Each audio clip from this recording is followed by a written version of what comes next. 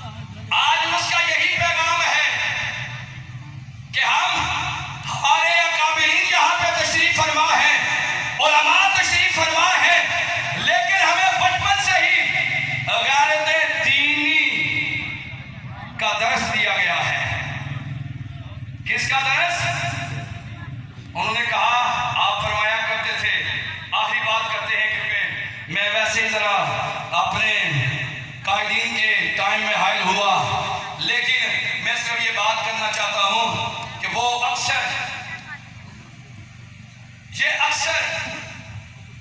اکثر جو اب آپ یہاں پہ بزرگ تشریف فرما ہے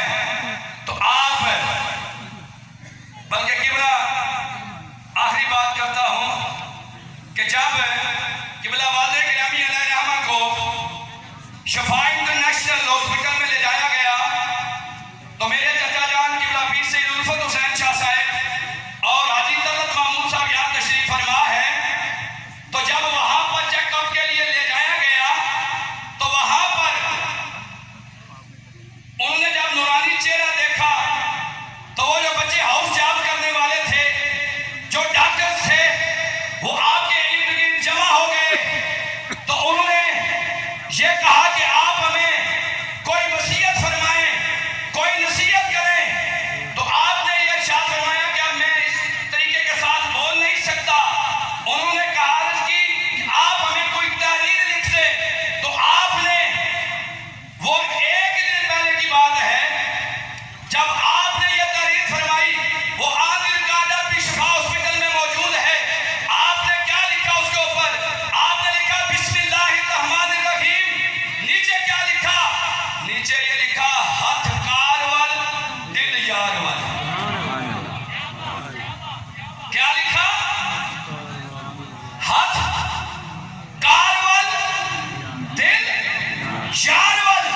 ہتھ کارول دل یارول انہوں نے کہا بابا جی ہم تو پنجابی بھی نہیں سمجھتے اردو یا انگلش میں آپ کچھ ہمیں ہم تو انگلش پڑھے ہیں نا ہمیں ان الفاظ کی کیا سمجھ ہے ہتھ کارول دل یارول آپ ہمیں کوئی اس کے بارے میں سمجھائیں تو آپ نے یہ ارشاد فرمایا کہ بات پترو ایک ہی ہے وہ کیا ہے کہ دنیا داری کے کاموں میں آپ دن رات لگے رہے لیکن اس دل کا تعلق ہر لمحے اللہ کے ساتھ جڑا رہنا چاہیے پیارے مصطفیٰ کے ساتھ جڑا رہنا چاہیے کس کے ساتھ ختم نبوت تاجدار ختم نبوت لبیک لبیک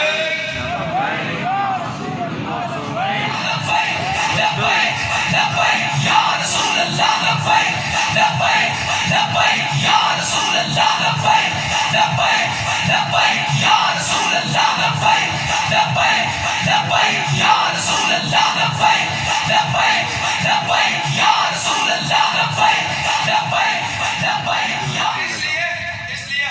میں پتہ کیا کہتا ہوں میں کہتا ہوں کہ ہم نے تربیت ان کی گود میں پائی ہے پرورش ان کی گود میں پائی ہے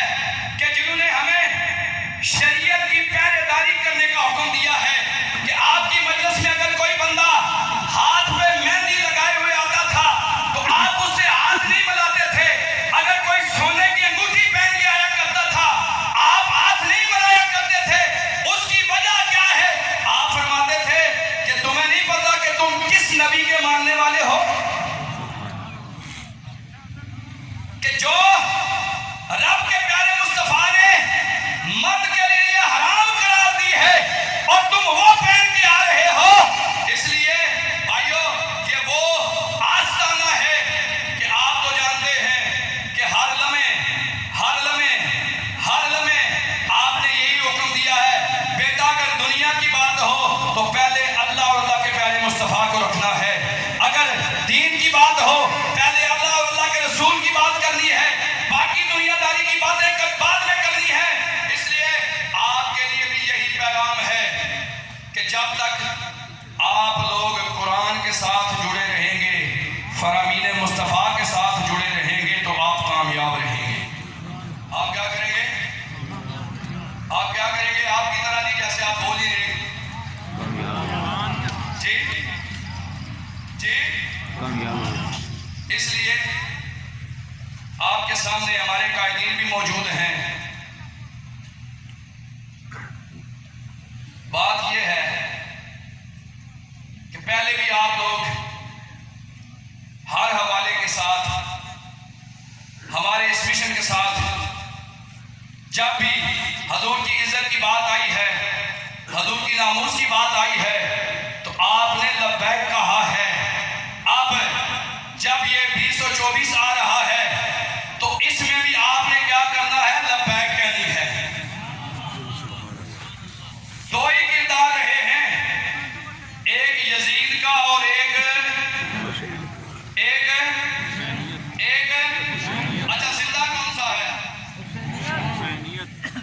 ہمارا کون سا کردار ہے جی؟ کس کا؟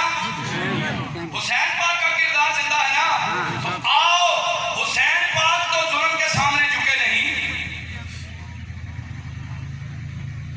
آوازیں تو ادھر سے بھی آ رہی تھی اللہ اکبر کی، ادھر سے بھی کیا آ رہی تھی نا، لیکن فیصلہ کس نے کرنا ہے؟ آج ہمیں جو کہتے ہیں کہ آپ کیا کرتے ہیں، ہم یہ کہتے ہیں کہ آپ کیا کرتے ہیں؟ ذرا سوچو،